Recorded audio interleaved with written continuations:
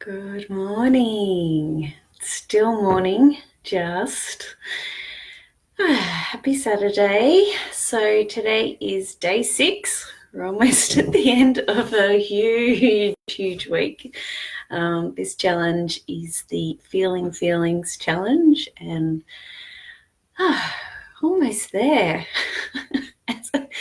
Yeah, it's been huge. I'm glad that I did persist with this week, despite everything that was going on and my resistance throughout the week. It turns out it was right to sort of do this for myself during this really busy, hectic, chaotic period in time. So, yeah, really glad about that. So today, right now, in this moment, I'm actually feeling a bit nervous. It's curious because I've been doing these lives, and for the most part these days, I don't get a lot of nerves when I jump on.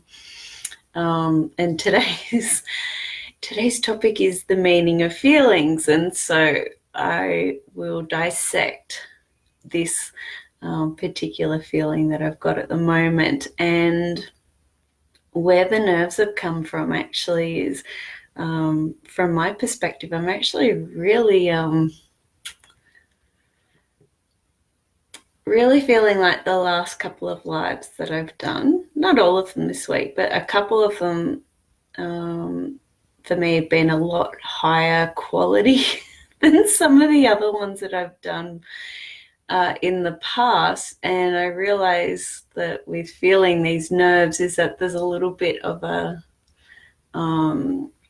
expectation in myself to keep up that standard. High impact, meaningful, da da da da. And again, that's just from my perspective. So take it or leave it. So I thought, okay, that's interesting, because I've done a few ones that I perceive to be really good. I'm getting nervous now because I want to maintain that level. So now, realistically, that may not be the case, and I'm sure there will be plenty of shitty lives that I do in the future.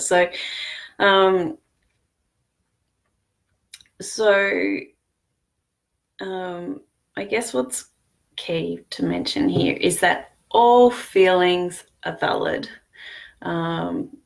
I heard a beautiful definitions of feelings, and that being that they're messages from our soul. And that may or may not resonate for you, but there's truth to all our feelings. Now, they're not always accurate in terms of whether they're reasonable or not, or whether they're, as I said, measured to the situations that we're being presented with. However, there is reasons for that. And so in that, they are all valid. And so whether we believe they're messages from our soul, feelings give us so much insight if we're open to taking the time and constructing and working with them and listening to them. Okay, so it's interesting for me to sit there and dissect my nerves. Okay, and I'm not making it wrong. I'm just going, yeah, it's great that I've done some high quality, impactful lives, and also going, well, that's great. I am setting the bar a bit higher for myself, and also being okay if I don't always meet that. So the key is that all feelings and emotions are valid. They all serve a purpose. Now, it's identifying whether or not what it's serving is resourceful or unresourceful in helping us get what we want. Okay. As I mentioned in earlier lives, is that quite often the way our emotions and feelings play out are imprinted in us well before we've got a lot of the adult resources and logic and meaning making capabilities that we have as adults. And so we imprint our reactions, and then we can carry those forward through life without even realizing that things could be different, or we can choose to react a different way. And just because it doesn't necessarily work for us as an adult, acknowledging that it worked for us at a point in time, and that's why it was imprinted in that way. And yeah, I can't highlight any more strongly, like, just self-compassion, okay, for that version of ourselves. Okay, we're human. We don't get things right all the time, and particularly when we're little humans.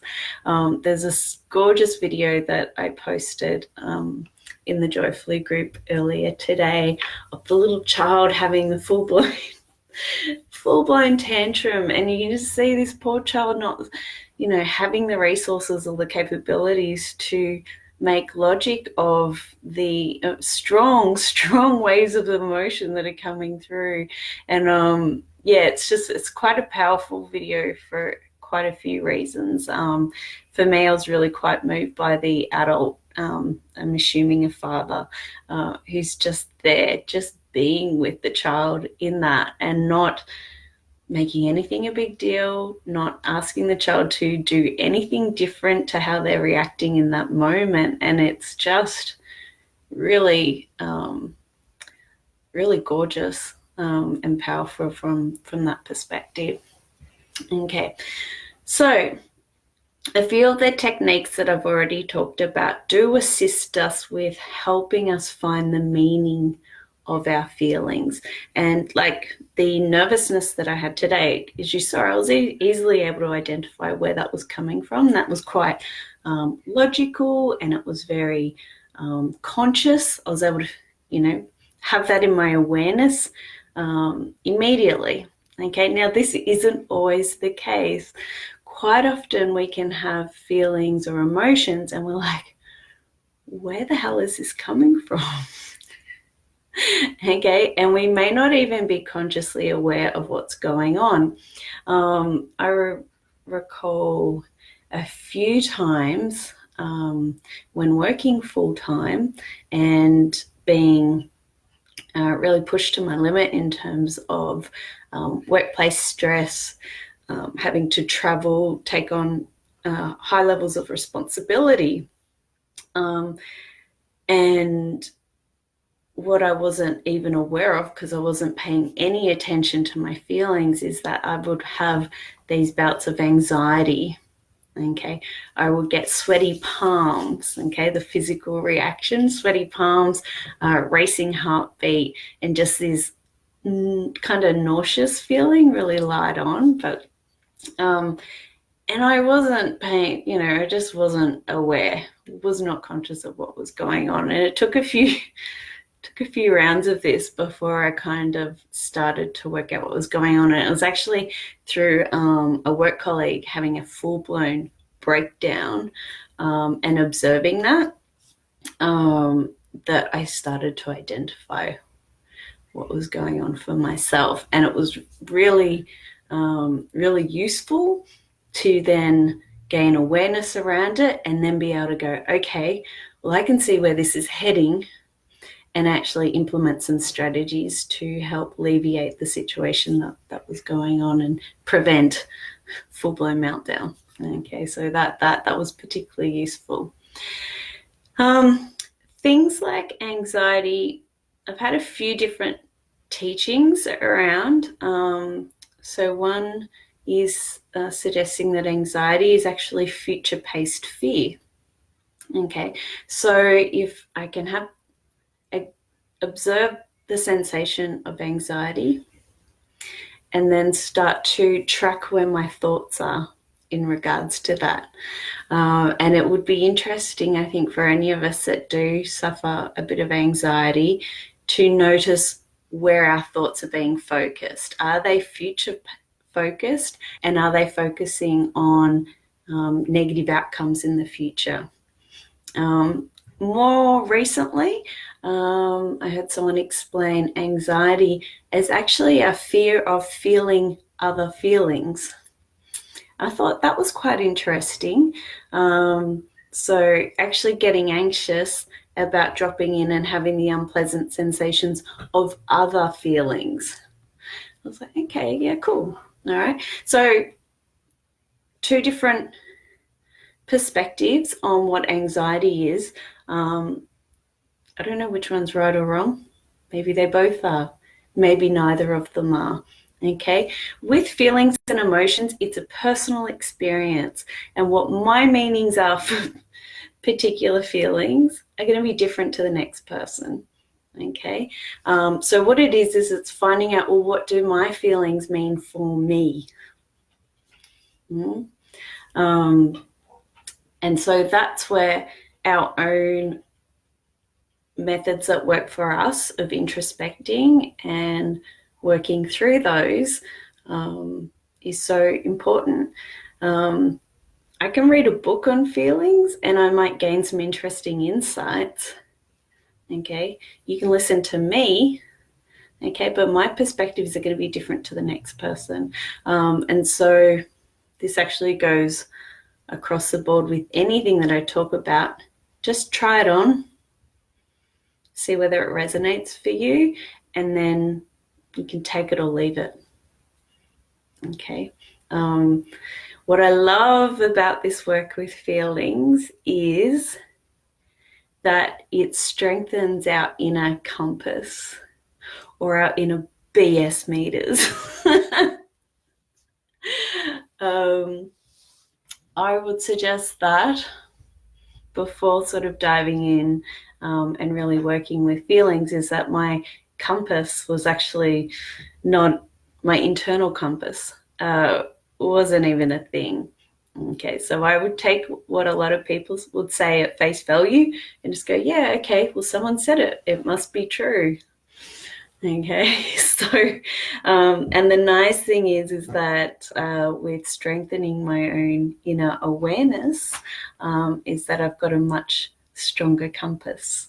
And I'll listen to something and go, okay, there might be something in that. Or I might go, you know what? That doesn't really resonate. That doesn't really sound like it's in alignment with my truth. Not the truth, my truth. So just throwing out a couple of different potential feelings and looking at what some very generic meanings of them could be. Okay. So, for example, fear.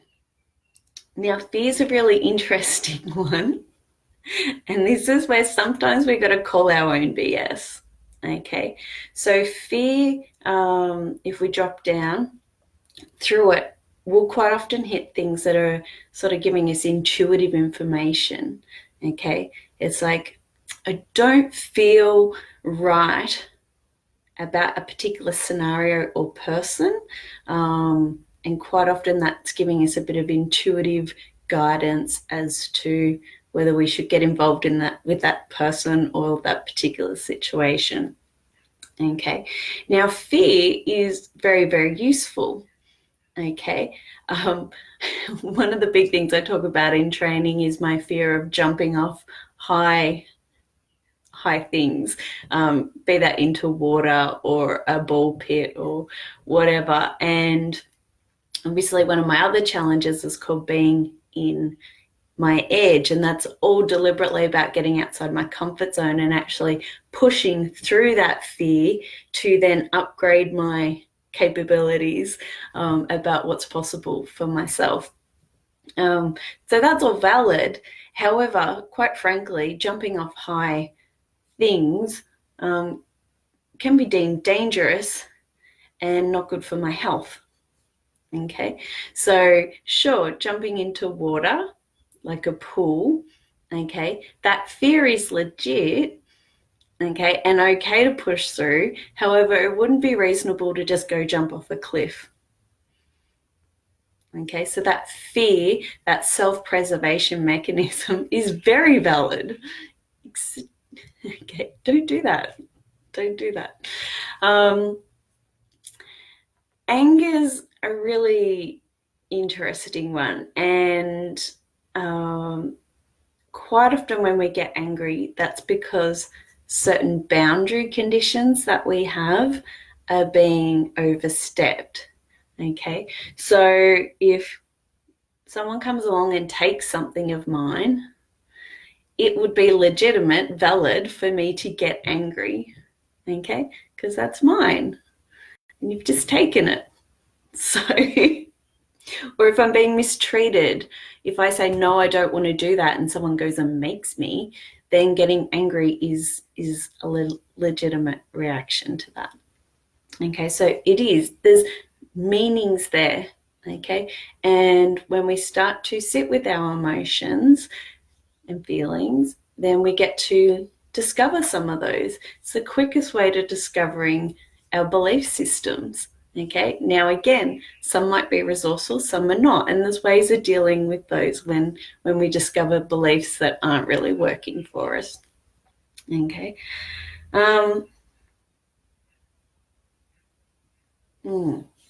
So anger.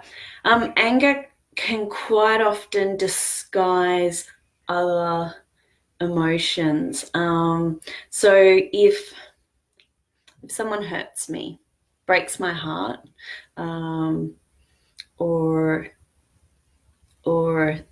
someone's leaving me, like a relationship breakup, quite often anger is quick to be triggered. And quite often if we drop in through that anger, we discover hurt, loss, or grief underneath. And so what anger is used to is sometimes it's often easier to feel anger than the other unpleasant sensations underneath that. So that's where quite often, and I talked about this the other day under self-responsibility, is that quite often we're quick to go into anger and blame things external to us for us having a particularly upsetting experience. And so anger is quite often used to hide deeper things underneath that. So anger is very often a self-preservation mechanism that triggers quickly. And I guess it's useful to identify that so that we don't lash out at others in that anger and then just cause more hurt. So what we're doing is we're displacing the hurt that we don't want to feel and shooting it out. And quite often other people get caught in that process. There's a saying that really resonates with me, and that is hurt people hurt people. Okay, if we're feeling whole, healed, and integrated in ourselves, we're very unlikely to cause others pain, at least deliberately, not deliberately. So that's really useful. Sadness, okay, very much a heart connected sensation for myself, and I find generally with a lot of others. It's to do with connection, and quite often, more often than not, loss of connection. And we really feel that loss, that sadness, that grief. So there's some beautiful, beautiful feelings around that. So sitting with our feelings and actually finding what they mean, where's it coming from, what's the source of that pain, is actually the key to then having felt our way through it and then getting to the other side. And if we really do allow ourselves to fully express and acknowledge the meanings behind these feelings, in that they then dissipate and heal. Okay, and then what generally happens is that I don't get triggered in that same way again. Okay, I can still be hurt, but it may come from a different direction or a different perspective than the way that I have allowed myself to feel through and heal that aspect of myself. What can be really useful, and particularly if you're discovering some unresourceful feelings that are coming from some unresourceful beliefs. Okay, so for example, it might be that I feel rejected or abandoned by a friend. Okay, and I might step into anger and go, well, they're a horrible person, they're a liar, they're a cheater, well, whatever story I want to make out of that. Okay, and so what can be useful in my self-questioning of that, and that is just simply, well, what if that wasn't the case? Okay, what if the opposite was true? Okay, maybe the behavior that I'm seeing play out was actually to protect me or something. Okay, or maybe it was me that was being a horrible person. Sit with that one. So just it's useful for these sort of questions that open up alternate perspectives than the one that I'm really holding and clenching onto. Okay, it doesn't necessarily mean that mine isn't true. Okay, it just allows us to expand and consider other possibilities. And the moment that we do that, we create expansiveness in our situation. Okay, not as stuck. Okay, there are unlimited possibilities of the scenario that's playing out before me. Okay, that's enough for today, I think. Yep. I've got lots of notes there, but I think we've well and truly covered off the main points that I wanted to make for today. So I have had a couple of messages from people who've watched some of the previous videos this week, and thank you so much for your feedback and your shares of things that have sort of come to your realizations from listening to. And yeah, if anyone is fully feeling triggered or needs further explanations or additional support or just want to chat through or whatever, just reach out. More than happy to hear from you in regards to this. So hope everyone's having a fabulous weekend. Enjoy. And last one tomorrow. So I've still got a few things I want to touch on. We'll do a little wrap up as well. So thank you for listening, and we'll see you soon.